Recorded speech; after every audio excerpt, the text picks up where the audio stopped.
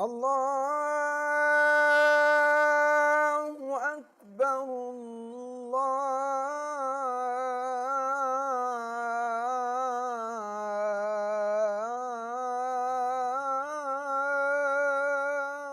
اکبر۔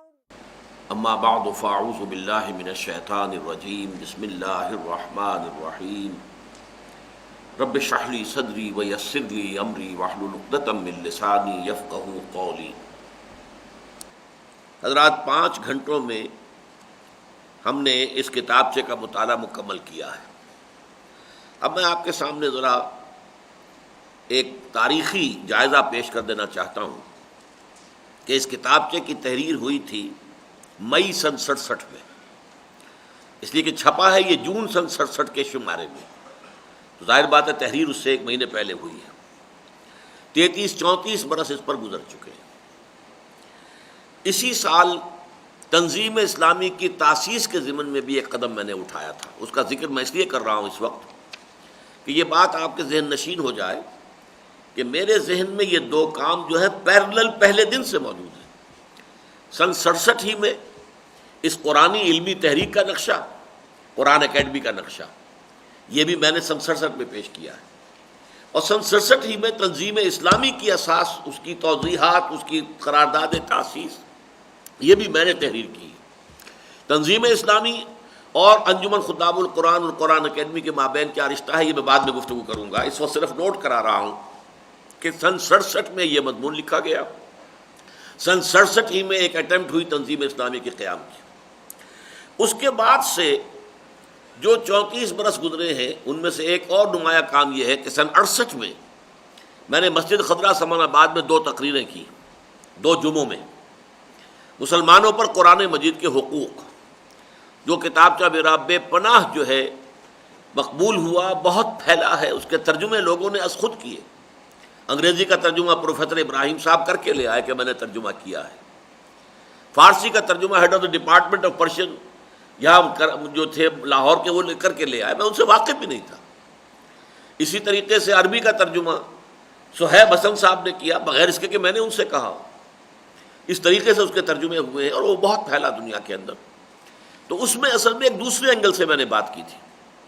نشأت ثانیہ میں تو ہم اوپر سے آ رہے ہیں کہ دنیا میں اس وقت غلبہ ہے ایک ملحدانہ فکر کا، ہمیں اس میں سوراخ کرنے ہیں، اس میں دراڑیں ڈالنی ہیں، اس فصیل کو توڑنا ہے، اور اس کے لیے ظاہر بات ہے کہ یہ عام آدمی کو کرنے کا کام نہیں ہے، بلکہ اس کے لیے نہایت ذہین و فطین لوگ چاہیے، اور وہ لوگ کہ جو اپنی پوری زندگی جو ہے اس کام کے لیے وقف کریں۔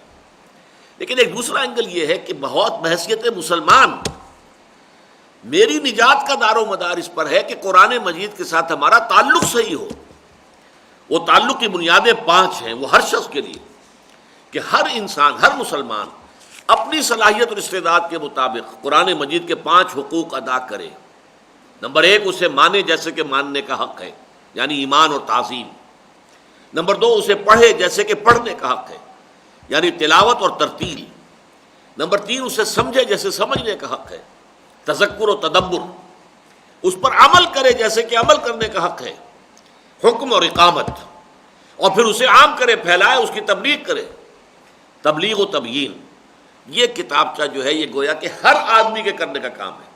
فلسفی اپنی سطح پر یہ کام کرے، عامی آدمی اپنی سطح پر یہ کام کرے، ہر ایک اس کام کے اندر لگ جائے، اس لیے کہ حضور نے جو فرمایا کہ بلغوا انی ولو آیۃ، پہنچاؤ میری جانب سے چاہے ایک ہی آیت۔ اب ایک فلسفی ہے جو قرآن کو پیش کر رہا ہے، ایک بہت بڑا عالم ہے جو قرآن کو پیش کر رہا ہے، ایک بہت بڑا متکلم ہے جو قرآن کو پیش کر رہا ہے، ایک بڑا فقیہ ہے جو قرآن کو ایک عامی انسان ہے قرآن کو پیش کر رہا ہے۔ عامی انسان اپنی سطح کے لوگوں تک تو بات پہنچا لے گا نا، ظاہر بات ہے کہ اکثریت انسانوں کی تو عوام ہی پر مشتمل ہے۔ تو یہ گویا کہ یہ 2 کتابچے ہماری اس تحریک کے اہم ترین کتابچوں میں سے، اساسی کتابچوں میں سے ہوئے، ایک اسلام کی نشأت ثانیہ کرنے کا اصل کام، اور دوسرے مسلمانوں پر قرآن مجید کے حقوق۔ اب یہ سن 67-68 کے بعد سے آج تک 2001 تک جو کام ہوا ہے، ان میں سے ایک کام تو وہ ہے کہ جس کو ہم نے ابھی پڑھا تھا کہ علوم قرآنی کی عمومی نشر و اشاعت کا اہم ترین نتیجہ یہ نکلے گا کہ عام لوگوں کی توجہات قرآن حکیم کی طرف مرکوز ہوں گی، ذہنوں پر اس کی عظمت کا نقش قائم ہوگا، دلوں میں اس کی محبت جاگزی ہوگی اور اس کی جانب ایک عام التفات پیدا ہو جائے گا۔ الحمدللہ کہ ان 34 سالوں میں اللہ تعالیٰ نے جو بھی کچھ کرنے کی ہمت مجھے عطا فرمائی، اور پھر مجھے ساتھی عطا کر دیے، اعوان و انصار عطا کر دیے، ایسے شاگرد عطا کر دیے کہ جنہوں نے جو کچھ میرے پاس تھا مجھ سے لیا اور پھر اس کو آگے پھیلانے میں وہ میرے ساتھ شریک ہو گئے، جس کے نتیجے میں واقعہ یہ ہے کہ عمومی نشر و اشاعت کا کام بہت بڑے پیمانے پر ہوا ہے، الحمدللہ ثم الحمدللہ۔ چنانچہ درس قرآن کی محفلیں، 2-2 ڈھائی گھنٹے کے میرے درس، سینکڑوں لوگ ان میں شریک ہوتے رہے۔ مسجد شہداء میں 700 افراد اتوار کی صبح کو جمع ہوتے تھے، مسجد خضرا میں 250-300 افراد ہوتے تھے، وہ ذرا شہر کے ایک کونے پر واقع تھی۔ اسی طریقے سے میں نے کراچی میں دروس دیے ہیں، اور امریکہ میں، انگلینڈ میں، ہندوستان میں جا کے دروس دیے ہیں۔ تو دروس درس قرآن کی محفلیں، پھر قرآنی تربیت گاہیں، ایک ہفتے کی، 20 دن کی، ایک مہینے کی تربیت گاہیں، لاہور میں، پنڈی میں، کوئٹے میں، کراچی میں، کئی جگہ۔ اسی طریقے سے قرآن کانفرنسیں جو لاہور کی ثقافتی زندگی کا ایک بہت اہم سنگ میل بن گئی تھی، قرآن کانفرنس، اینول قرآن کانفرنس، علماء مختلف مکاتب فکر کے جمع ہو رہے ہیں، دانشور حضرات آ رہے ہیں، یونیورسٹی کے پروفیسرز آ رہے ہیں، قرآن مجید کی عظمت کے موضوع پر، قرآن مجید کی تعلیمات اور فلسفہ اور حکمت کے مختلف پہلوؤں پر مقالے ہیں، تقاریر ہیں۔ پھر یہ کہ دورہ ترجمہ قرآن 6 گھنٹے رمضان مبارک کی راتوں میں قرآن مجید کے ساتھ، پورا دورہ ترجمہ، پورا قرآن مجید میں تراویح کی نماز کے ساتھ، قرآن مجید کی راتوں میں پورے قرآن کا ترجمہ، اسے گزر جانا، اور ان تمام چیزوں کو پھر آگے پھیلانے کا ذریعہ آڈیو کیسٹ، ویڈیو کیسٹ، جو اب لاکھوں کی تعداد میں۔ مجھے ہر روز کوئی نیا آدمی ملتا ہے، بتاتا ہے میرے پاس آپ کے 400 500 700 کیسٹ ہیں، مجھے نیا تعارف ہوتا ہے، کچھ پتہ نہیں، میں فلاں جگہ رہتا ہوں، میرے پاس اتنے کیسٹ آپ کے، ہم نے ایک حلقہ بنا رکھا ہے، ہم ہر اتوار کو ملتے ہیں اور آپ کا کوئی نہ کوئی کیسٹ سنتے ہیں، یہ قطر میں ہو رہا ہے، یہ دوحہ میں ہو رہا ہے، یہ فلاں جگہ ہو رہا ہے، یہ کویت میں ہو رہا ہے، یہ سعودی عرب میں ہو رہا ہے، ہر جگہ، اور ہم سے ان کا کوئی تعلق ہی نہیں۔ بامبے میں جو اب ممبئی کہلاتا ہے، اس میں IRF جو ہے، اسلامک ریسرچ فاؤنڈیشن، وہ کیبل کے ذریعے سے 8,500 گھرانوں کو ہفتے میں 2 مرتبہ میرے قرآن مجید کے درس کا ویڈیو دکھا رہا ہے۔ یہ ممبئی میں ہو رہا ہے، اور مجھے خطوط آئے جو چھپتے بھی رہتے ہیں، کسی نے اور نے کہا کہ ہم نے ایک حلقہ بنا رکھا ہے، وہ بھی ممبئی کے اندر، ہندوستان میں مختلف مقامات پر۔ ایک صاحب نے لکھا کہ آپ کے چاہنے والے جتنے پاکستان میں ہیں، آپ یقین کریں کہ ان سے زیادہ ہندوستان میں ہے، بھارت میں۔ بہرحال یہ سب کچھ اس حوالے سے میں نے بتایا ہے کہ یہ عمومی دعوت قرآن کی جو ہے وہ تو الحمدللہ اس میں جو بھی میرا خون پسینہ لگا ہے، جو محنت ہوئی ہے، اس کے نتائج نکلے ہیں، بھرپور نکلے ہیں، اور اس میں مجھے پورا اطمینان ہے اللہ کے فضل و کرم سے کہ میں مطمئن ہوں کہ یہ زندگی اللہ تعالیٰ نے جو دی تھی اس کی کتاب کی خدمت میں نے لگا دی ہے۔ اور یہ من نیز حاضر می شوم تفسیر قرآن در بغل، کہ قیامت کے دن جو ہے، کسی نے کہا تھا یہ کہ میں بھی حاضر ہو جاؤں گا کہ میں نے تفسیر لکھی ہے قرآن کی، بغل میں لے کے اللہ میں نے تیری کتاب کی تفسیر لکھی ہے۔ میں نے تفسیر تو نہیں لکھی، لیکن قرآن مجید سے متعارف کرایا ہے بے شمار لوگوں کو، کہ ان کی آنکھیں کھل گئی کہ یہ قرآن صرف کتاب مقدس نہیں ہے، یہ کوئی جنتر منتر کی کتاب نہیں ہے، یہ کتاب ہدایت ہے، یہ فلسفے کی اعلیٰ ترین کتاب ہے، یہ عمرانیات انسانی کی بنیادی ہدایت کے اوپر مشتمل کتاب ہے، یہ کتاب جو ہے انسان کو تلاش حقیقت کی طرف انسان کی رہنمائی کرنے والی ہے۔ یہ تعارف میں نے کرایا الحمدللہ۔ اور اب سیکنڈ بات جو کہہ رہا ہوں وہ یہ ہے کہ گئے دن کے تنہا تھا میں انجمن میں، یہاں اب میرے رازداں اور بھی ہیں، اب بے شمار ادارے پیدا ہو گئے۔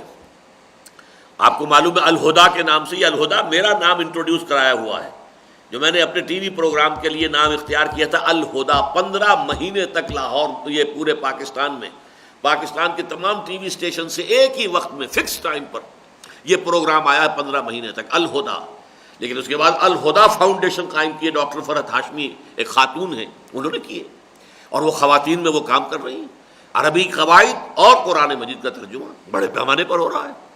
یہاں پر پروفیسر ثاقب صاحب ہیں، ان کا بھی غالباً اسلامک فاؤنڈیشن، قرآنک فاؤنڈیشن نام ہے یا قرآنک مشن نام ہے، بہرحال کام کر رہے ہیں، بڑے پیمانے پر کر رہے ہیں، اور بھی بہت سے ادارے قائم ہو چکے ہیں۔ گویا کہ قرآن مجید کے علوم کی یا مفہوم کی عمومی سطح پر نشر و اشاعت کا کام جتنا اللہ نے مشریہ لے لیا، اللہ تعالیٰ کا فضل و کرم ہے، اس نے توفیق دی، اسی کی توفیق کے بل پر ہوا ہے. لیکن اب یہ کہ اس کی حد تک تو میں سمجھتا ہوں کہ میں اس اعتبار سے بھی فارغ ہوں کہ اب یہ کام جہاں میرے ساتھی کر رہے ہیں، میرے شاگرد کر رہے ہیں، وہاں یہ کہ بڑے پیمانے پر دوسرے ادارے بھی میدان میں آ گئے ہیں جو اس کام کے اندر لگے ہوئے ہیں. البتہ وہ اصل کام کہ جو اسلام کی نشرت ثانیہ میں ہم نے پڑھا ہے 3 دن میں، اس کے اعتبار سے میں جائزہ لینا چاہتا ہوں. دیکھیے سن 72 میں انجمن خدام القرآن قائم ہوئی. سن 65 میں لاہور آیا تھا تو 7 برس تک میں نے اس طرح کام کیا ہے کہ نہ کوئی انجمن تھی، نہ کوئی ادارہ تھا. میری میڈیکل پریکٹس بھی جاری تھی اور درس و تدریس قرآن کا معاملہ چل رہا تھا. ہر شام کہیں نہ کہیں درس، اتوار کو 2 درس، جمعے کے روز خطاب جمعہ ہے تو وہ بھی قرآن مجید کے مفہوم پر مشتمل خطاب، اور پھر یہ کہ شام کو درس. تو یہ کام میں نے کیا ہے جبکہ کوئی ادارہ، کوئی تنظیم کچھ نہیں تھی. اپنا ہی ایک پبلشنگ ہاؤس بھی قائم کیا تھا، دارالاشاعت الاسلامیہ، ذاتی طور پر.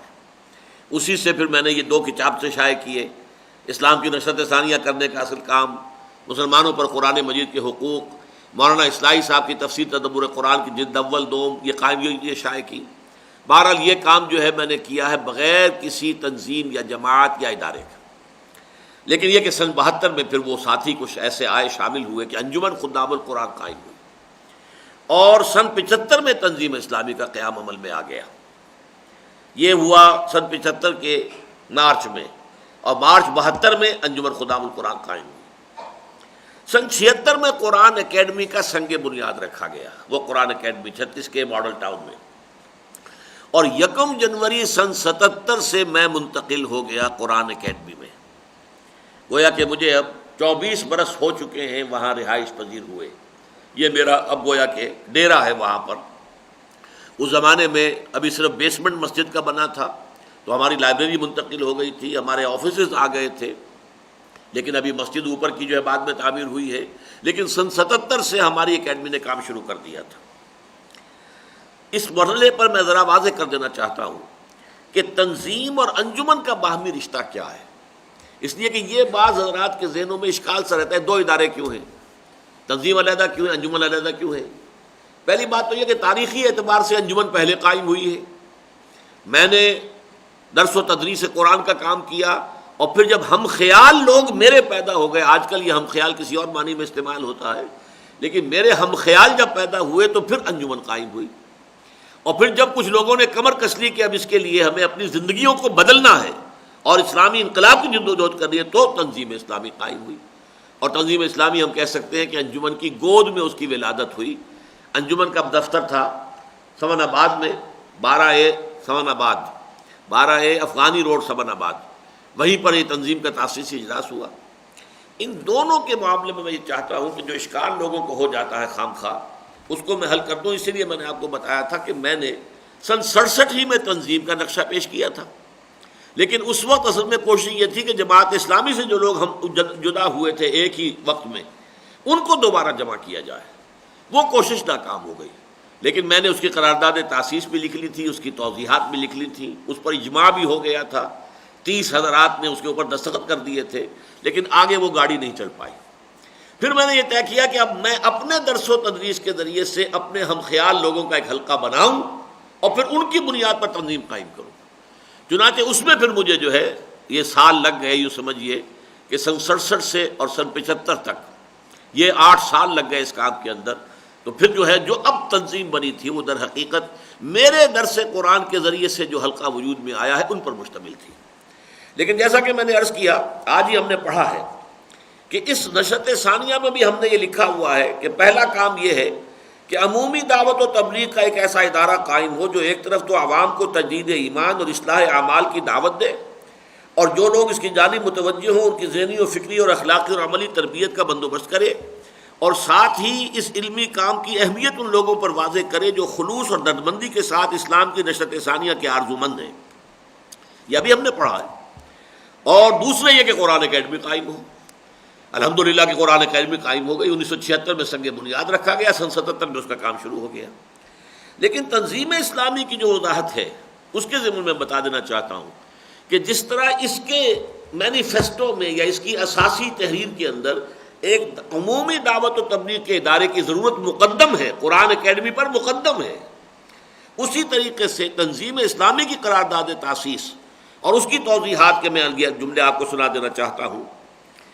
تنظیم اسلامی کی تاسیسی قرارداد میں دوسرے امور کے علاوہ یہ صراحت بھی موجود ہے کہ عامت الناس کو دین کی دعوت و تبلیغ کی جو ذمہ داری امت مسلمہ پر بحیثیت مجموعی عائد ہوتی ہے، اس کے ضمن میں ہمارے نزدیک اہم ترین کام یہ ہے کہ جاہلیت قدیمہ کے باطل عقائد و رسوم اور دور جدید کے گمراہ کن افکار و نظریات کا مدلل ابطال کیا جائے اور حیات انسانی کے مختلف پہلوؤں کے لیے کتاب و سنت کی ہدایت اور رہنمائی کو وضاحت کے ساتھ پیش کیا جائے تاکہ ان کی اصلی حکمت اور عقلی قدر و قیمت واضح ہو اور وہ شبہات و شکوک رفع ہوں جو اس دور کے لوگوں کے ذہنوں میں موجود ہیں۔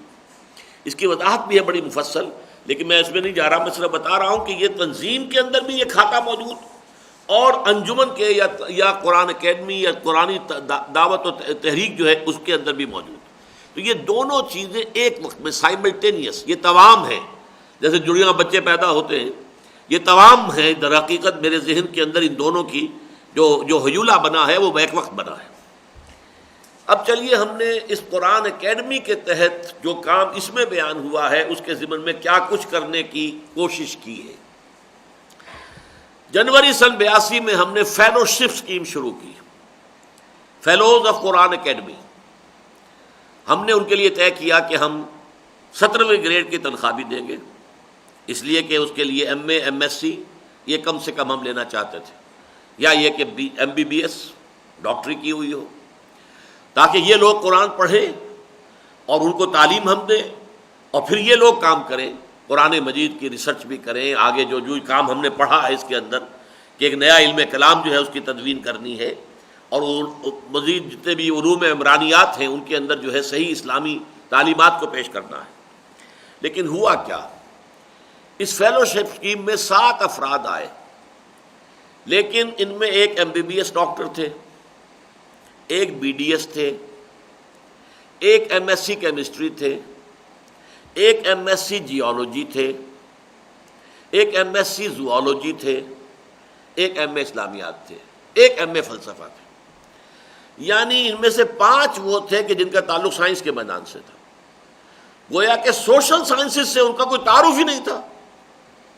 اس اعتبار سے یا تو وہ اثر نو تعلیم حاصل کرتے سوشل سائنسز کی، فلسفہ پڑھتے، یہ اس کے لیے ہمارے ہاں کے معاشرے میں بڑی مشکل سے لوگوں نے اپنی تعلیم مکمل کی ہوتی ہے۔ پہلے والدین منتظر ہوتے ہیں کہ اب یہ فارغ ہوں تو یہ برسر کار ہوں اور ہمارے اوپر جو بوجھ پڑا ہوا ہے معاشی اس میں کمی ہو، یا ہمارے دست و بازو بنے ہمیں سپورٹ کریں، لہذا ہمیں جو ملے تو وہ تو یہ سائنس والے ملے، اور سائنس والوں کے لیے اثر نو کمر ہمت کس کے سوشل سائنسز کا پڑھنا یہ آسان کام نہیں تھا۔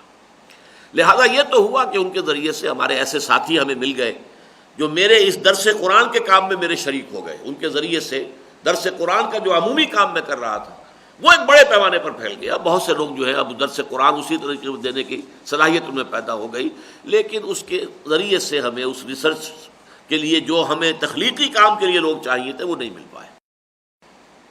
پھر ہم نے 2 سالہ کورس شروع کیا سن 84-85 میں، اور اس میں بھی آج میں ذکر کر رہا ہوں تو آپ حیران ہوں گے کہ ہم نے وظائف کا اعلان کیا تھا۔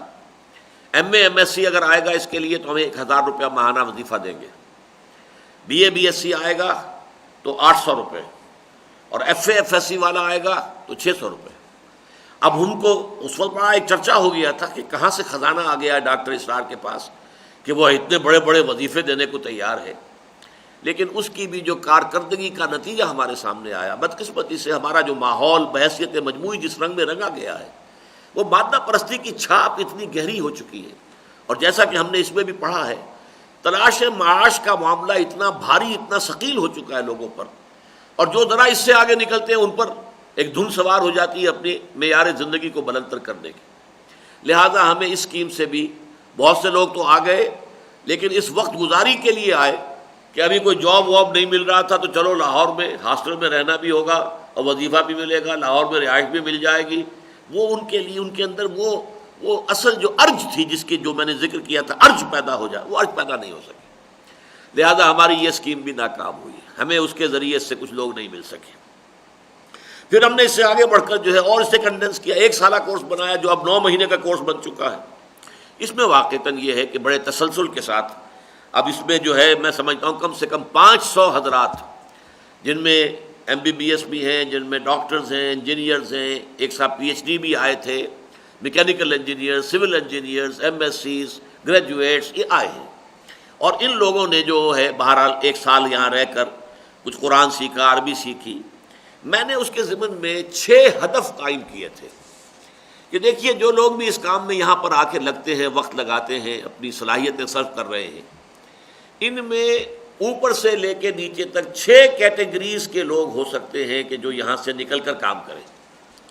سب سے اوپر ہے تخلیقی کام، کریٹو ورک، کوئی نئی شے پیدا کرنا۔ یہ ایپک میکنگ بکس ہوتی ہیں، جیسے ابھی ہم نے پڑھا اس کے اندر الرد علی المنطقیین، امام ابن تیمیہ کی، یہ ایک تاریخ ساز کتاب بن گئی۔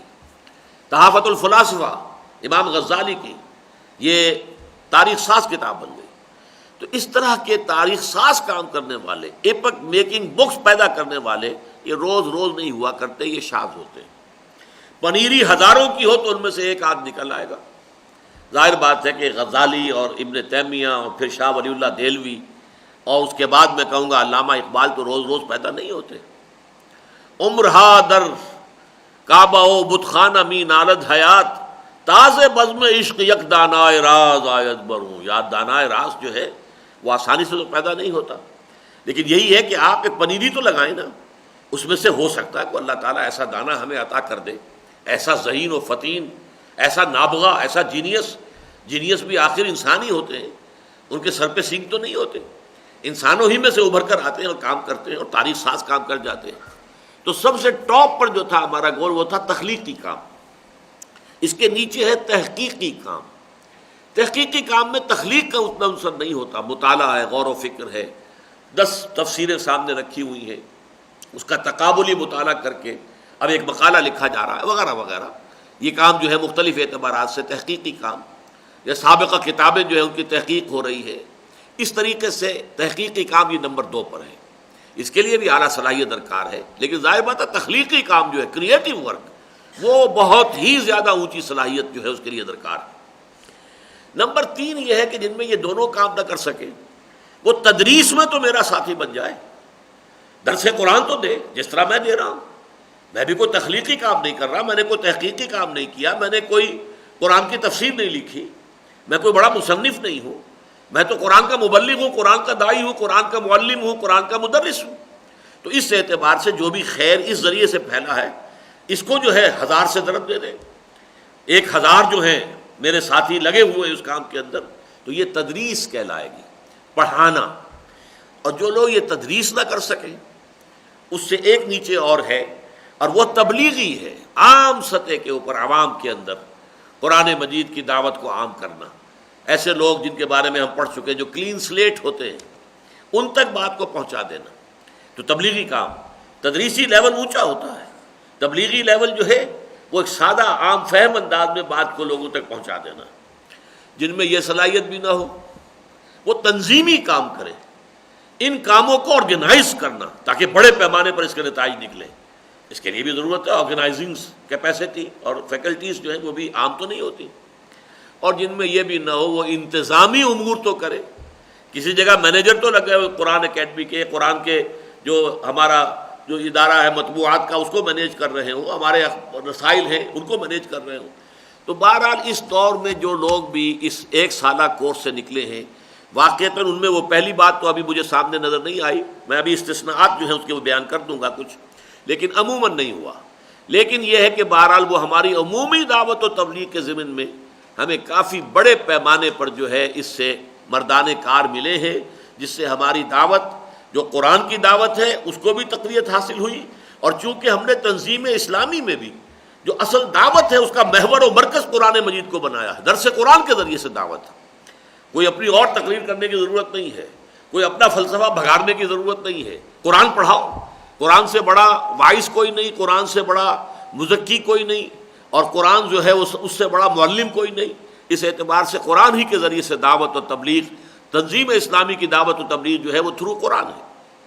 بہرحال اس کے بعد سن 87 میں ہم نے قرآن کالج قائم کیا، جو سن 89 میں اس جگہ منتقل ہوا ہے، جس کے اوپر پھر یہ قرآن آڈیٹوریم بنا ہے۔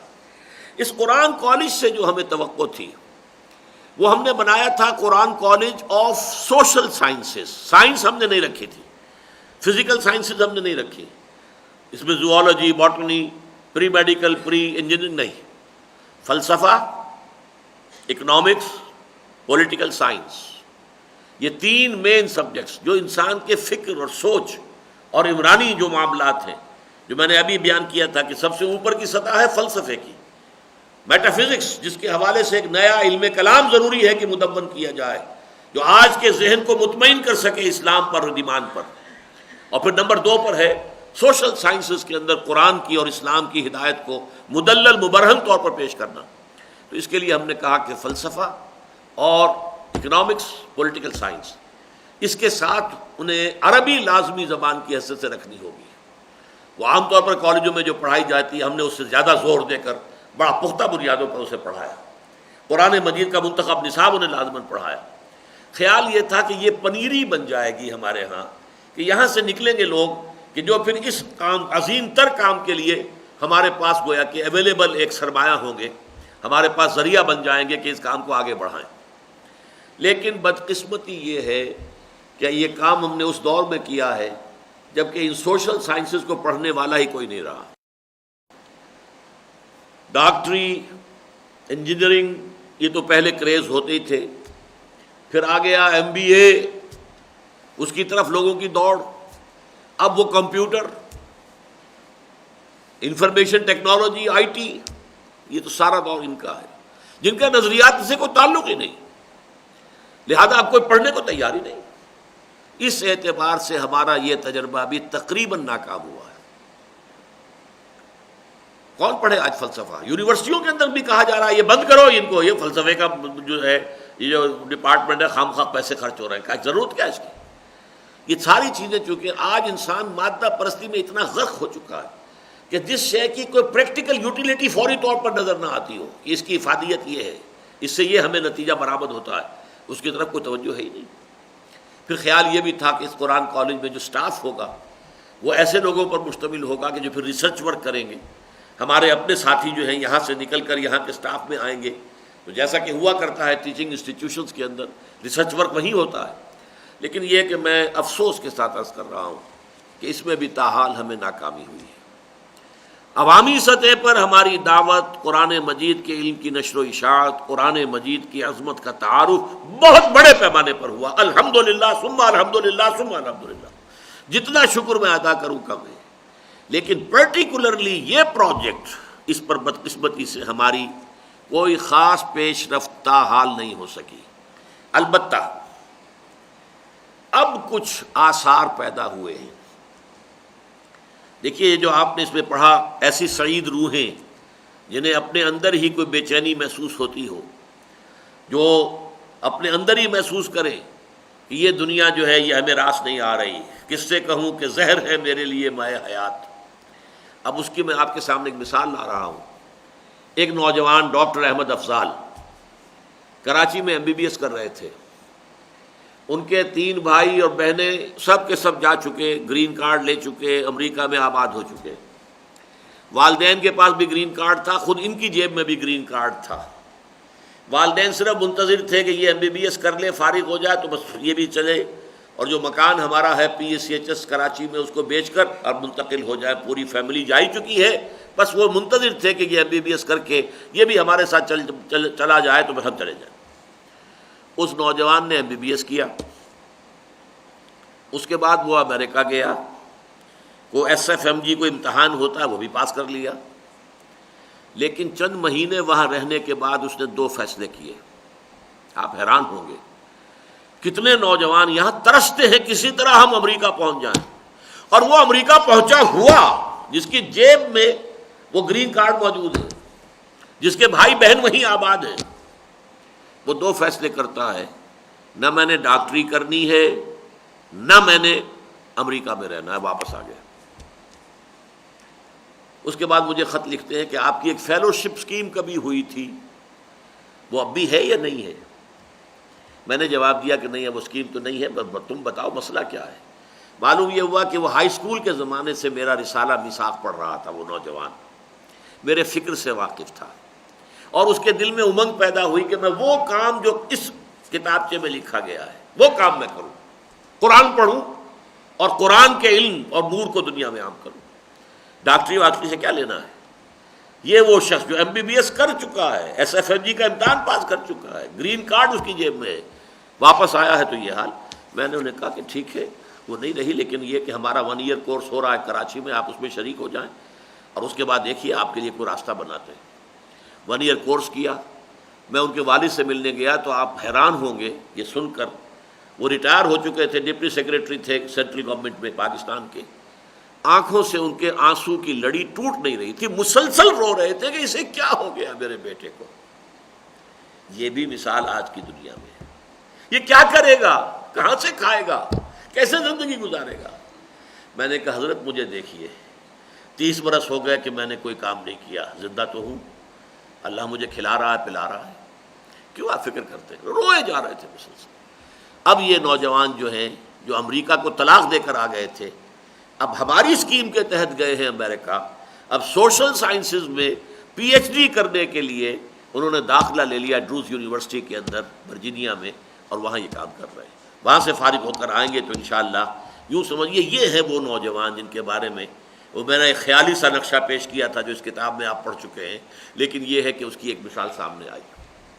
دوسری مثال انگلش امریکہ سے، باسط بلال ایک نوجوان، اور اتفاق کی بات یہ کہ جو اس مضمون کا جو سن تحریر ہے وہی اس کا سن پیدائش ہے، 1967 کی پیدائش۔ اس نے وہاں پولیٹیکل سائنس میں MA کیا، لیکن ان کا معاملہ بھی یہ تھا کہ ان کی ایک خالہ ہیں، یہ سرگودے میں رہتی ہیں، اور وہ گرلز کالج میں لائبریرین تھی، وہ ہماری تنظیم سے انجمن سے وابستہ ہیں۔ وہ انہیں میرے کیسٹ بھیجتی رہتی تھی امریکہ۔ ان بچوں نے اپنے ہائی اسکول کے دوران میں بھی میرے کیسٹ سنے تھے، تو ذہنوں میں وہ چیز جو راسخ ہوئی، تو اس کے بعد سن 93 میں غالباً میری پہلی ملاقات ہوئی ان سے، اور میں نے محسوس کیا کہ نہایت ذہین آدمی، نابغہ نوجوان ہے، بہت باصلاحیت نوجوان ہے۔ الحمدللہ کہ وہ بھی اس کام میں لگ گئے، اور اس طریقے انہوں نے کھینچا ہے ڈاکٹر احمد افضال کو۔ باسط بلال تقریباً 1 PhD مکمل کر چکے ہیں اور دوسری PhD اب کر رہے ہیں ورجینیا یونیورسٹی کے ساتھ۔ یہ ہے گویا کہ ہمارا 2 افراد کا ایک پہلا نیوکلیس۔ یہ تو ہے کوئی 5-6 سال پرانی بات، لیکن اس کے بعد ابھی کوئی 2-3 سال ہوئے ہیں کہ ہمیں وہاں 5-6 نوجوان اور ایسے ملے۔ ایک صاحب شاید یہاں پر بھی موجود ہوں، مجھے نظر تو نہیں آ رہے، محمد علی، انہوں نے وہاں سے MS کیا ہوا ہے میکینیکل انجینئرنگ میں، لیکن اور انہیں ایڈمیشن ملا ہوا MIT میں۔ MIT یونیورسٹی جو ہے ٹاپ کی یونیورسٹی شمار ہوتی ہے امریکہ کی، بڑے ترلے جسے پنجابی میں کہتے ہیں، ترلے لے کر وہاں داخلہ ملتا ہے۔ انہیں داخلہ بھی ملا ہوا ہے اور وظیفہ ملا ہوا ہے، لیکن ان کا ارادہ تو یہ تھا کہ میں چھوڑ دوں اس کو اور اب دینی تعلیم صرف حاصل کروں، لیکن میں نے کہا نہیں، آپ PhD کر لیجئے، اس کی کوئی حرج نہیں ہے، لیکن یہ کہ آپ شفٹ کیجئے اس کو سائنس سے ہسٹری آف سائنس، پھر فلاسفی آف سائنس، اور پھر فلاسفی کی طرف۔ جیسے ڈاکٹر حسین نصر کا آپ نے نام سنا ہوگا، بہت بڑے انٹلیکچوئل ہیں، دنیا میں معروف ہیں، ایرانی ہیں، وہ بھی اصل میں سائنس کے طالب علم تھے، لیکن پھر سائنس سے history of science, philosophy of science, اور پھر فلسفہ۔ اب وہ دنیا کے مسلمانوں میں سے ٹاپ کے فلاسفرز جو ہیں ان میں سے ان کا شمار ہوتا ہے۔ اسی طریقے سے ماہان مرزا، انہوں نے بھی میکینیکل انجینئرنگ کیا ہوا ہے، لیکن یہ کہ اب وہ کچھ دنوں سے ہمارے یہاں یہ 1 ایئر کورس بھی کیا، اور اس کے بعد جو ہے ان کی اہلیہ بھی امریکن ہے، وائٹ امریکن، اس نے پردہ کیا، برقع لے رہی ہے وہ اللہ کی بندی۔ بلکہ چونکہ میرے ساتھ یہ مہان مرزا گئے تھے افغانستان، وہاں سے وہ شٹل کاک برقعے لے آئے جو افغانی عورتیں پہنتی ہیں، اب وہ امریکن لڑکی جو ہے وہ شٹل کاک برقع پہن رہی ہے۔ اس نے ابھی ہمارے یہاں خواتین کے حلقے کا ایک کورس ہوا ہے، وہ مکمل کیا، بہت اچھی پوزیشن میں، اردو بھی سیکھی ہے، قرآن مجید پڑھا ہے اور عربی سیکھی ہے۔ یہ بھی اب تیار، ان کا بھی PhD کے لیے داخلہ ہو چکا ہے۔ ییل یونیورسٹی جو ہے یہ بھی بڑی ٹاپ یونیورسٹی ہے، اور بھی ہمارے چند نوجوان جو ہیں وہ کام کر رہے ہیں۔ تو مجھے امید یہ ہے کہ انشاءاللہ العزیز اب وہاں پر انسٹیٹیوٹ آف قرآنک وزڈم کی ایک تاسیس ہو جائے گی، اور باسط بلال جو پہلا تھیسس ہے ان کا وہ اسی کتابچے پر بیسڈ ہے۔ وہ یہ کہتے ہیں کہ اس کتابچے نے آنکھیں کھولی تھی میری، اور یہ کہ پوری دنیا میں اب کچھ لوگ، آپ نے جو بات کہی تھی آج سے سمجھیے 30 سال پہلے، یعنی سن 67 میں، اب کچھ آدمی جو ہے عالم اسلام میں اور بھی پیدا ہوئے جو اس طرح کی باتیں کر رہے ہیں، ورنہ یہ ہے کہ اس طرف تو لوگوں کا دھیان جاتا ہی نہیں تھا۔ عام خیال تو یہی تھا کہ اصل مسلمان ہے تو اسلام، ایمان تو ہمارے پاس ہے، اب بات عمل کی کرو، عمل کی واعظ ہے، نصیحت ہے، ایمان تو ہے۔ حالانکہ یہ بات ذہن سے نکل چکی تھی، وہ ایمان نہیں ہے، وہ ایک عقیدہ ہے، صرف موروثی عقیدہ ہے، وہ ایک ریشیل کریڈ ہے۔ موروثی طور پر کچھ چیزوں کو ہم مانتے ہیں بس، لیکن اس پر کنوکشن، یقین، وہ کہاں ہے؟ ندارت۔ اس حوالے سے یہ جو بات میں نے کہی تھی، وہ تو سمجھتے ہیں، ان کا کہنا یہ ہے کہ شاید یہ کتابچہ جو اللہ تعالیٰ نے ڈاکٹر صاحب سے میرے لیے ہی لکھوایا ہے، وہ اپنی زندگی کو اس مشن کے لیے وقف کر چکے ہیں، اس کے لیے پوری طریقے سے، اسی لیے وہ، کیونکہ جیسا کہ میں نے اس میں لکھا ہے، آج کی دنیا میں عام آدمی کی بات کی طرف توجہ دینے والے لوگ نہیں ہیں۔ آپ کے پاس پی ایچ ڈی ایک یونیورسٹی سے دوسری یونیورسٹی سے ہوں، پھر کوئی بات آپ کریں تو پھر آپ کی بات پر توجہ کی جائے گی، ورنہ قابل توجہ ہی بات نہیں ہے۔ اب جیسے معاشی مسائل اور ان کا حل، مولانا نعیم صدیقی صاحب نے کتاب لکھی، لیکن ظاہر بات ہے کہ کوئی جو اکنامکس کا پی ایچ ڈی کیا ہوا وہ نہیں پڑھے گا اسے، کیونکہ ڈگری کیا ہے، کوالیفیکیشن کیا ہے، نہیں ہے، کچھ بھی نہیں ہے۔ اکنامکس میں کہیں انہوں نے پی ایچ ڈی نہیں کی ہے، لہذا نہیں پڑھیں گے، اسے توجہ نہیں ہوگی، چاہے اس کے اندر ہیرے آپ نے جڑ دیے ہوں، لیکن توجہ ہی نہیں ہوگی۔ لہذا وہ اب پی ایچ ڈی سے یہ نوجوان کر رہے ہیں، اس لیے کر رہے ہیں تاکہ ان کی بات وہاں وقیع ہو، وہاں کے اکیڈمک جو سرکلز ہیں ان میں ان کی بات سنی جائے، اور پھر اللہ کرے، جیسا کہ ان کا ارادہ ہے، اللہ کرے یہ لوگ ایک گروپ کی شکل میں ان کا ارادہ ہے کہ پاکستان آئیں گے، تاکہ یہاں کے انٹیلیجنشیا کو جھنجھوڑیں، اور یہاں جو مروبیت طاری ہے، مغرب کا فلسفہ، مغرب کا فکر، مغرب کا تمدن، اس کا جو مروبیت ہے اس کو ختم کیا جائے۔ اور واقعہ یہی ہے کہ تنظیم اسلامی کی دعوت اور ہماری قرآنی دعوت، یہ دونوں اس ملک میں اگرچہ مڈل کلاس میں بہت بڑے پیمانے پر پھیلے، لیکن ہمارے ہاں کا جو ایک ایلیٹ طبقہ ہے، جو بدقسمتی سے اردو اب پڑھ نہیں سکتا، اردو، اور میری اردو ذرا ثقیل بھی ہے، وہ کہاں پڑھے گی، کہاں سمجھے گی؟ وہ تو جب تک انگریزی میں ان سے بات نہ ہو اور انگریزی میں انہیں نہ سمجھایا جائے تو ہمارے سوسائٹی کے اس طبقے تک ہماری بات پہنچ نہیں رہی، ورنہ وہ بات پہنچے گی تو انشاءاللہ ان کے دلوں میں گھر بھی کرے گی، ان میں بھی سعید روحیں موجود ہیں، سلیم الفطرت لوگ موجود ہیں، وہ اٹریکٹ ہوں گے قرآن کی دعوت کی طرف۔ لیکن یہ کہ وہ ان کی ایک معذوری سمجھ لیجیے، معذور ہے کہ اب اردو کی بات ان تک پہنچتی نہیں، ابلاغ کا حق نہیں ادا ہوتا، ان کے لیے لازم ہے کہ کوئی انگریزی میں انہیں بات سمجھائے۔ اور یہ چیز ہمارے ہاں بڑھ رہی ہے دن بدن تیزی کے ساتھ، ہمارا معاشرہ، تعلیم کا نظام جس رخ پر جا رہا ہے، جس رخ پر اب مزید جو ہے اس کو لے جایا جا رہا ہے کہ پہلی جماعت سے انگریزی جو ہے وہ لازم، اور اسی کے حوالے سے سارے اب یہ جتنے بھی کریکولا ہیں اور جتنی بھی جو یہ ٹیکسٹ بکس وغیرہ ہیں، ان کے اندر بھی انقلاب آ رہا ہے، تعلیمی دنیا میں ایک عجیب انقلاب لایا جا رہا ہے۔ مغرب کے یہ سوشل انجینئرنگ پروگرام اور یہ جو بھی نیو ورلڈ آرڈر کی سکیمز ہیں اس کے تحت ہو رہا ہے، لہذا یہ آنے والے دنوں میں یہ مسئلہ اور گمبھیر ہوگا۔ ہمیں ضرورت ہوگی ایسے داعیان قرآن کی جو قرآن کی دعوت انگریزی میں پیش کر سکے، اور وہ انگریزی بھی وہ ہو کہ جس کو یہاں کے لوگ بھی مانے کہ ہاں، اس کا لوہا تسلیم کرے کہ ہاں یہ ٹھیک انگریزی ہے۔ ظاہر بات ہے کہ میں وہاں جا کر امریکہ میں اسے کہا کرتا ہوں میں انگریزی کی ٹانگ توڑ لیتا ہوں، وہاں جا کے ٹانگیں توڑتا ہوں میں، انگریزی میں میرا محاورہ نہیں ہے، نہ میں کبھی ویسٹ میں رہا ہوں، نہ امریکہ میں رہا ہوں، نہ انگلینڈ میں رہا ہوں۔ پھر یہ کہ انگریزی پڑھی بھی تھی تو ایف ایس سی تک ہی پڑھی تھی نا، اس کے بعد کوئی انگریزی ادب کا تو طالب علم کبھی بھی نہیں رہا، تو انگریزی میں محاورہ نہیں ہے، میری جو ہے ایلیکوینس نہیں ہے، میں اس کو کھل کر اپنی بات کہنے کی صلاحیت نہیں ہے۔ لیکن وہاں چونکہ کچھ لوگ ایسے ہیں، یہاں تو یہ ہے کہ آپ انگریزی میں تقریر کر رہے ہو اور ذرا سا ایک لفظ کا تلفظ بھی آپ نے صحیح نہیں کیا تو وہ لوگ جو ہے مسکرائیں گے اور زہر خند ہوگا ان کے چہروں پر کہ یہ کیا لفظ بول گئے ہیں، یہ صحیح بول نہیں سکے۔ امریکہ میں یہ نہیں ہوتا، وہاں وہ سمجھنا چاہتے ہیں یہ کہنا کیا چاہتے ہیں۔ پھر ان کے اپنے اندر جو ہے انگریزی کے بہت سے لہجے ہیں، بہت سے لہجے، ساؤتھ کا لہجہ اور ہے، نارتھ کا اور ہے، جو اٹیلینز وہاں پر آ کر آباد ہوئے ان کی انگریزی کچھ اور ہے، جو جرمنی کے لوگ آ کے آباد ہوئے ان کی انگریزی کچھ اور ہے، جو پولش آ کے آباد ہوئے ان کی انگریزی کچھ اور ہے، جو انگلینڈ سے آئے ان کی انگریزی کچھ اور ہے، تو وہ کوئی ایک انگریزی ہے ہی نہیں وہاں۔ لیکن یہ کہ بہرحال وہ جو عام طور پر سمجھ جاتی ہے بات، تو لوگ وہاں تو میں جا کر انگریزی میں بھی گفتگو کر لیتا ہوں، اور میں نے اپنی بات چیزیں ریکارڈ بھی کرائی انگریزی میں، لیکن پاکستان میں یہ کام نہیں کرتا۔ لیکن میں یہ سمجھتا ہوں کہ انشاءاللہ تعالی ہمارے یہ نوجوان جب آئیں گے یہ سارے ان مراحل کو طے کر کے، تو وہ کام کہ جس کی میں نے نشاندہی کی تھی اس وقت، اگرچہ یہاں اس کی کوئی ابھی ہمیں اس میں پیش رفت نظر نہیں آئی، لیکن ظاہر بات ہے کہ یہ بیج یہیں کے لگے ہوئے ہیں نا۔ یہیں کے میرے کیسٹ تھے جو ورجینیا میں پہنچے ہیں، نیو جرسی میں پہنچے ہیں، باسط بلال کے پاس اور ان کے چھوٹے بھائی اسد کے پاس۔ میرا وہی میثاق تھا نا کہ جو احمد افضال کے ذہن کے اندر جو ہے وہ آبیاری کرتا رہا ایک فکر کی، اور اس کو جہاں اس کو پروان چڑھاتا رہا، جس کے نتیجے میں یہ معجزہ ہے میں سمجھتا ہوں اس دنیا کا۔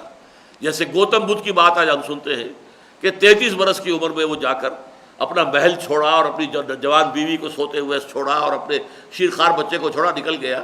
اسی طرح سوچئے آج کے آدمی کو بتائیے، ایک ڈاکٹر جس نے کہ وہاں امتحان بھی پاس کر لیا، جس کے پاس پہلے ہی سے موجود ہے گرین کارڈ، جس کی پوری فیملی وہاں اسٹیبلش ہو چکی ہے، وہاں جا کر طے کرتا ہے کہ نہ میں نے ڈاکٹری کرنی ہے اور نہ میں نے امریکہ میں رہنا۔ یہ ناقابل یقین ہے لوگوں کے لیے، لیکن ہوا ہے، واقعہ ہے۔ تو اس طرح سے جیسا کہ میں نے اس میں لکھا تھا کہ دنیا سعید روحوں سے کبھی خالی نہیں ہوئی، ہے موجود، لیکن یہ ضرور ہے کہ ایسے لوگ بہت کم ہوتے ہیں۔ جیسا کہ میں نے عرض کیا، امام غزالی، امام ابن تیمیہ، شاہ ولی اللہ دہلوی اور علامہ اقبال یہ روز روز کے پیدا ہونے والے لوگ نہیں ہیں۔ اسی طریقے سے لیکن یہ ہے کہ جیسے بڑی نرسری لگائی جائے تو ان میں سے کوئی دانہ نکل آئے گا انشاءاللہ، اور اس میں مجھے امید ہے کہ اب ان حضرات کے کرنے سے اس اصل پروجیکٹ کی طرف پیش رفت ہوگی۔ لیکن اس کے ساتھ ہی میں یہ بھی سوچ رہا ہوں کہ اگر اللہ تعالیٰ اس کو میرے لیے آسان کر دے، یہاں پر بھی انسٹیٹیوٹ آف قرآنک وزڈم اب شروع کر دیا جائے۔ امریکہ میں تو ہو رہا ہے، لیکن یہاں پر بھی کچھ نوجوان ہمارے ہاں اب بھی موجود ہیں کہ جنہیں اس کام میں ہم لگائیں اور یہاں بیٹھ کر لگائیں۔ تو اس لیے انشاءاللہ تعالی یہ جو اسلام کی نشرت ثانیہ کرنے کا اصل کام میں جو نقشہ پیش کیا گیا ہے، اس کی طرف بھی ایک عملی پیش رفت انشاءاللہ العزیز یہاں پر بھی بہت جلد ہو جائے گی۔ اقول قولی ھذا واستغفر اللہ لی ولکم ولسائر المسلمین والمسلمات۔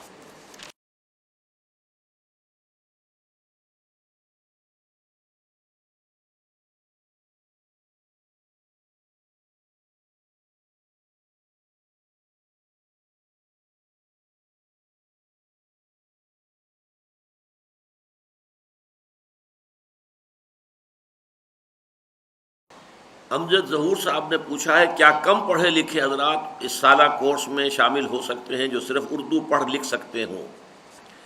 اصل میں ہم ایسے حضرات کا کوئی ٹیسٹ لے لیں گے، اور یہ کہ خاص طور پھر عمر کا بھی معاملہ دیکھنا ہوگا، کچھ تعلیم کا بھی۔ تو زیادہ اگر معاملہ جو ہے کمزور ہوا تو پھر یہ کہ پوری کلاس کی ریٹارڈیشن ہو جاتی ہے، تو اس میں زیادہ نہیں رکھ سکیں گے، لیکن دیکھیں گے۔ ادیب اشرف صاحب، آپ کے لیکچر کے حوالے سے انٹرنیشنل اسلامک یونیورسٹی جو کام کر رہی ہے اس کے بارے میں آپ کا کیا خیال ہے؟ وہ ایک کام علمی سطح پر، تعلیمی سطح پر اچھا کام ہو رہا ہے۔ میرا اپنا بیٹا بھی وہاں پر ایک حافظ عاطف وحید وہاں کام کر رہے ہیں، لیکن یہ کہ یہ تخلیقی کام وہاں نہیں ہو رہا کوئی، جس کے لیے کہ ہم نے یہ سارا جو لکھا اور کوشش کی ہے، بلکہ زیادہ تر جو ہے وہاں پر وہ تدریس کا معاملہ ہے۔ ایسی ایک یونیورسٹی جو ہے، یہ دو ایک ہی وقت میں قائم ہوئی تھی، انٹرنیشنل یونیورسٹی اسلام آباد میں ہے اور ایک ملیشیا میں۔ منعم اویس صاحب، عموماً والدین کی خواہش یہ ہوتی ہے کہ ان کے بچے دنیاوی علوم سیکھ کر نام کمائیں، براہ کرم انہیں دین کی جد و جہد کرنے کے لیے کس طرح قائل کیا جائے؟ دین کے لیے تو پہلے تو یہ کہ والدین کو بھی متوجہ کیا جانا چاہیے۔ دین تو در حقیقت سب کے لیے ہے، نوجوانوں کے لیے بھی، والدین کے لیے بھی۔ اسی لیے ہم نے کہا تھا کہ وہ عمومی دعوت و تبلیغ کا ادارہ ہو جو لوگوں کے سامنے ان حقائق کو پیش کرے۔ لیکن یہ کہ اگر کسی نوجوان کے دل میں خود یہ جذبہ پیدا ہو جائے تو والدین رکاوٹ نہیں بن سکتے۔ پھر وہ انسان جو ہے، ظاہر بات ہے کہ بچوں کے آگے جو ہے والدین کیسے کیسے بند باندھ سکتے ہیں۔ لوگوں کی اپنی انکلینیشنز ہوتی ہیں، ان کے ٹیمپرامنٹ ہوتے ہیں، اپنے رجحانات ہوتے ہیں، اپنی ترجیحات ہوتی ہیں۔ جب اندر سے کسی نوجوان کے یہ جذبہ ابھر آئے گا تو پھر کوئی شے روک نہیں سکے گی۔ Muhammad Usman Javed Durrani, institute of Quranic wisdom امریکہ والے اور یہاں کا خاکہ کیا ہے؟ یہ ایک تھنک ٹینک ہوگا، اسلامی دنیا کے دماغ کہاں پر اکٹھے ہو کر سوچیں گے۔ یہ کام مصر اور سعودی عرب تو نہیں کر رہے ہیں۔ پاکستان میں اس ادارے کا خاکہ 9 ماہی کورس اگر شام کو بھی کر دیا جائے، نہیں یہ شام کا معاملہ چلتا نہیں ہے۔ ہم نے بہت مرتبہ کوشش کی ہے ایوننگ کلاسز عربی سکھانے کی، شروع میں کافی لوگ آ جاتے ہیں، پھر ہوتا کیا ہے سارا دن کام کر کے آئے ہوئے، تھکے ہوئے، ایگزاسٹڈ، وہاں ان کا ذہن حاضر نہیں ہوتا، اور پھر جو ہے ان کو وقت نہیں ملتا کہ جا کر جو کچھ پڑھا ہے اس کو دوبارہ بھی دیکھ سکیں، لہٰذا وہ چل نہیں پاتے، ختم ہو جاتا معاملہ۔ یہ تو ہمارا اگر کچھ کامیابی ہوئی ہے تو 1 ایئر کورس کو، جسے اب ہم نے اور کنڈینس کر کے 9 مہینے کا کر دیا ہے، وہ بھی خاص طور پر ان امریکنس کے لیے۔ یہاں کے لوگوں کے لیے تو ظاہر بات ہے کہ یہاں مئی جون جولائی کی گرمی جو ہے اس کے لیے بہرحال برداشت کرتے ہیں، اس کو عادی ہو چکے ہیں، لیکن ان لوگوں کے لیے بہت ممکن نہیں ہوتا یہ، تو اس لیے ہم نے اسے 9 مہینے میں کر دیا، 2 سیمسٹرز ہیں۔ اس حوالے سے وہ تو کچھ درجے میں کامیابی ہے۔ ایک دفعہ آدمی کڑوی گولی کڑوا گھونٹ بھر لے، 9 مہینے نکال لے، یہ پارٹ ٹائم ہونے والا کام نہیں ہے۔ بہرحال یہ انسٹیٹیوٹ آف قرآنک وزڈم جو ہے انشاءاللہ اس کا بھی کوئی نقشہ جو ہے جلدی ہی اس کا کوئی پراسپیکٹس، اس کا اصول وغیرہ وہ سامنے آ جائیں گے آپ کے انشاءاللہ۔ محمد رضوان الحق صاحب، 9 ماہی کورس صرف ریگولر افراد ہی کر سکتے ہیں، کیا ایسا ممکن نہیں ہے کہ 3 ماہ کی تعطیلات میں یہ کورس کرا دیا جائے اور 3 سال میں یہ کورس مکمل ہو سکے، یا کیسٹ وغیرہ کے ذریعے ممکن ہو؟ ویسے خط و کتابت کے ذریعے سے ہمارے کئی کورسز چل رہے ہیں، عربی گرامر کورس چل رہا ہے، مطالعہ قرآن حکیم کا منتخب نصاب کا کورس چل رہا ہے، لیکن یہ کلاس روم ٹیچنگ بالکل دوسری شے ہوتی ہے۔ اور 3 مہینے کی چھٹی جو ہے وہ عام طور پر تو کبھی کسی کی کسی وقت شروع ہو رہی ہے، کسی کی کسی وقت شروع ہو رہی ہے، اور پھر وہ شدید ترین گرمی کا موسم ہوتا ہے، اسی لیے تو کالج والے یونیورسٹی والے آپ کو چھوڑتے ہیں۔ تو یہ تو وہی ہے، اس وقت تک جو بھی شکل ہمارے ہاں ہے وہ یہی ہے۔ ہمت کریں اور اس کے لیے وقت نکالیں، ارادہ کر لیں گے تو اللہ تعالیٰ اسے آسان بنا دے گا۔ احسن عارف اسرار، آپ کے دروس سن کر فوری طور پر تو بہت اثر ہوتا ہے، مگر پھر یہ اثر تھوڑے عرصے کے بعد ختم ہونا شروع ہو جاتا ہے، برائے کرم اس کا حل بتا دیجئے۔ اسی لیے ہم ہر ہفتے درس رکھتے ہیں تاکہ وہ تازہ ہوتا رہے، ہر جمعے کو خطاب ہوتا ہے، یہ سب اسی لیے ہے کہ انسان میں نسیان کا مادہ کافی ہے، تو تذکیر ہوتی رہنی چاہیے، بار بار کی یاد دہانی انسان کی ضرورت ہے۔ سردار اکرم علی خان صاحب، دین کے عملی انقلابی نفاذ کے لیے ضروری ہے کہ تمام دینی جماعتیں انقلاب اسلامی کے لیے متحد ہو سکیں، اس پر سب سے زیادہ توجہ دینا ضروری سمجھتا ہوں۔ آپ کے ذہن مبارک میں کوئی بہترین طریقہ یا نظریہ یا خیال ہو تو اپنے ذہن مبارک سے روشنی ڈالیے۔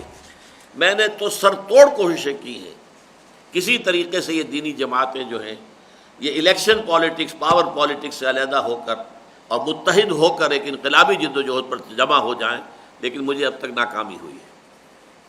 شمشاد علی صاحب، کیا طالبان کی حکومت قال اللہ قال رسول میں گر کر رہ جائے گی؟ حالانکہ وہاں تو مرعوبیت کی کوئی وجہ نہیں ہے، اس میں بھی جدید دور کے ساتھ دینے کی کیا شکل ہے؟ ہاں، مرعوبیت وہاں نہیں ہے، اس لیے کہ وہاں کے مرعوب جو بھی عناصر تھے وہ چھوڑ کر جا چکے ہیں، جو وہاں خانہ جنگی رہی اور مسلسل جو وہاں جنگ جاری رہی، پیسے والے لوگ بھی وہاں سے نکل گئے، جدید تعلیم یافتہ لوگ بھی نکل گئے، امریکہ میں جا کر آباد ہو گئے، انگلینڈ میں ہو گئے، فرانس میں ہو گئے، لاہور پاکستان میں آ گئے، اسلام آباد میں بعض سیکٹرز ایسے ہیں جہاں جا کر معلوم ہوتا ہے کہ شاید آپ افغانستان میں آ گئے، اور پشاور تو آدھا جو ہے اب افغانوں کے قبضے میں ہے۔ اس حوالے سے یہ ہے کہ وہاں سے وہ لوگ نکل چکے ہیں، اب وہاں یا تو عام آدمی ہے اور یا پھر یہ کہ علماء اور جو بھی مذہبی طبقہ ہے، لہذا ان کے لیے کام اس اعتبار سے آسان ہے اس وقت۔ لیکن بہرحال اس دنیا، جدید دنیا میں رہنا ہے تو دنیا کے مسائل اور معاملات کو سمجھنا ضروری ہوگا، یہ کام انہیں کرنا پڑے گا۔ سیف اللہ صاحب، کیا محض دعوت و تبلیغ سے اس عہد کی تکمیل ہو جائے گی جو صحابہ کرام نے حضور سے کیا کہ یہ دین غائبین تک دین پہنچایا جائے؟ یقیناً یہ کہ دعوت و تبلیغ جو ہے وہ آج تو اس کے ذرائع بہت زیادہ ایسے ہیں کہ بڑے پیمانے پر آپ کے آڈیوز پھیل رہے ہیں، دعوت جا رہی ہے۔ اگر کسی ایک جگہ پر اسلامی ملک قائم ہو جائے، اسلامی حکومت، تو پورے ٹیلی ویژن کے ذریعے سے، پورے ذرائع ابلاغ کے ذریعے سے دین کی دعوت سے بمبارڈ کر دے گی پوری دنیا کو، اور ہر جگہ پر جو بھی سلیم الفطرت لوگ ہوں گے اس دعوت کو قبول کریں گے۔ تو اس اعتبار سے دعوت و تبلیغ جو ہے یہ سارے وسائل و ذرائع جو اس وقت انسانوں کے اخلاق کی تخریب کے لیے استعمال ہو رہے ہیں اور ذہنوں کی بگاڑنے میں استعمال ہو رہے ہیں، یہی ذرائع ابلاغ جو ہے انشاءاللہ تعالی حکومت کی سطح پر جب اگر اسلامی حکومت قائم ہو گئی تو اسلام کے لیے اور دعوت قرآنی کی اشاعت کے لیے استعمال ہو گئی۔ صفحہ 22 پر بولڈ ورڈز میں ہے اسی کا نام ایمان ہے، تو کیا ریڑھی والا مومن نہیں؟ ایمان کے بجائے کوئی متبادل لفظ ہو سکتا ہے یا نہیں؟ نہیں، یہاں لفظ تو ایمان ہے، لیکن ریڑھی والے کے ذہن میں تو وہ اشکال تھے ہی نہیں نا، اور ایمان سے اس کو ایک امن اور چین نصیب ہے، اللہ ہے، اللہ کو پکارتا ہے، کوئی تکلیف آتی ہے تو سمجھتا ہے من جانب اللہ ہے، تو اس لیے اس کو تو وہ ایمان حاصل ہے۔ لیکن یہ کہ انٹیلیجنسیا کے لیے اور اونچے لوگوں کے لیے اور نابغہ لوگوں کے لیے ایمان کسے کہیں گے؟ وہ تو ان وادیوں میں سے گزرا ہو تو پھر وہ ایمان کہلائے گا۔ دعوت عمومی کی سطح پر تبلیغی جماعت کام کر رہی ہے، آپ اس سے متفق کیوں نہیں ہیں، اور آپ اس دعوت کو کس انداز میں کرنا چاہتے ہیں؟ دونوں میں فرق کیا ہے؟ تبلیغی جماعت جو دعوت کر رہی ہے وہ وعظ کی بنیاد پر ہے، اپنی زبان میں وعظ کہتے ہیں، وہ عربی نہ سیکھنے کے لیے کہتے ہیں نہ قرآن مجید کو استعمال کرتے ہیں۔ ہماری دعوت و تبلیغ کا مرکز و محور قرآن ہے، یا درس قرآن، اور یا پھر یہ کہ یہ 9 ماہی کورس ہے یا اور جو بھی ہم بناتے ہیں تاکہ عربی سیکھیں لوگ، اور ہماری سب سے زیادہ کوشش یہ ہوتی ہے کہ لوگ عربی سیکھیں، اپنی آنکھوں سے قرآن پڑھیں۔ یہ ہمارے اور ان کے دعوت و تبلیغ کا بنیادی فرق ہے۔ تبلیغ و دعوت کرنے سے کیا دین مکمل ہو جاتا ہے؟ سیاست اور حکومت میں مکمل کنٹرول کرنا بھی کیا ضروری نہیں ہے؟ نہیں، تبلیغ و دعوت کے ذریعے سے افراد کو کھینچیں، پھر افراد کو منظم کریں، ان کی تربیت کریں، انہیں ایک طاقت کی شکل دیں، اور پھر اس کو باطل سے ٹکرائیں اور دین کو قائم کریں۔ تو یہ آج کا موضوع نہیں تھا، ورنہ اسلامی انقلاب کا عمل کیا ہے، اس کے کیا مدارج ہیں، اس کے کیا مراحل ہیں، اس میں بات ہوتی تو پھر میں یہ ساری باتیں بیان کرتا۔ آج تو ہم نے اس کو صرف قرآن مجید کے حوالے سے اور اعلیٰ ذہین طبقات میں خاص طور پر ایمان کی نعمت کو کیسے پھیلایا جائے اس کے بارے میں گفتگو کی ہے۔ سردار محمد Ali Khan: Well, as you said that there are 2 types of personalities, split and composed personalities. My question is that will your 9 months program can make men a totally integrated or composed personality? یہ دعویٰ تو میں نہیں کرتا، لیکن یہ کہ یہ یقیناً اس میدان کی طرف آپ کو لے جائے گا، اور بہت سے حضرات انشاءاللہ اس پر اس درجے مطمئن ہو جائیں گے کہ وہ اندر سپلٹ نہیں رہے گا انشاءاللہ۔ یہ فرمائیں کہ آج جب کہ ہر طرف شیطانی حرکات کا دورہ اور شیطانی قوتیں پوری طرح سرگرم ہیں، دوسری طرف ہماری دینی جماعتیں اس کو روکنے کے حوالے سے بالکل سوئی ہوئی معلوم ہوتی ہیں۔ پوچھنا یہ ہے کہ تنظیم اسلامی اس حوالے سے کیا کام کر رہی ہے؟ تنظیم اسلامی ایک طرف تو ان جماعتوں کو دعوت دیتی ہے کہ جمع ہو کر نہیں عن المنکر کے لیے میدان میں آ جائیں، اور اگر یہ نہیں آتے تو ہم ایک ایسی جماعت بنانے کی تیاری کر رہے ہیں۔ ہمارے پاس ابھی نفری کم ہے، ہم اس نفری کے بل پر آ کر میدان میں چیلنج نہیں کر سکتے، لیکن اگر ہمارے پاس ایڈوکیٹ نمبر میں تقریباً 2 لاکھ افراد اگر جمع ہو گئے تو پھر ہم میدان میں آئیں گے انشاءاللہ، اور پھر ہم جو ہے راستہ روکیں گے بدی کا۔